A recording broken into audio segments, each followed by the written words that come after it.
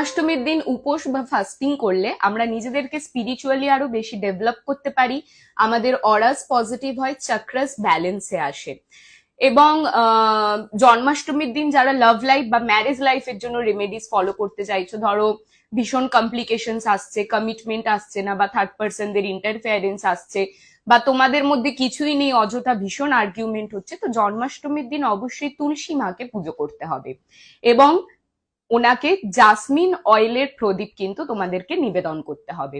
জন্মাষ্টমীর দিন যারা ফাইন্যান্সিয়াল গ্রোথের জন্য রেমেডি ফলো করতে চাইছো, ওম নমো ভগবতে বাসুদেবায় নমঃ, এই মন্ত্রটা 21 বার থেকে 108 বার তোমাদের অবশ্যই চ্যান্ট করতে হবে।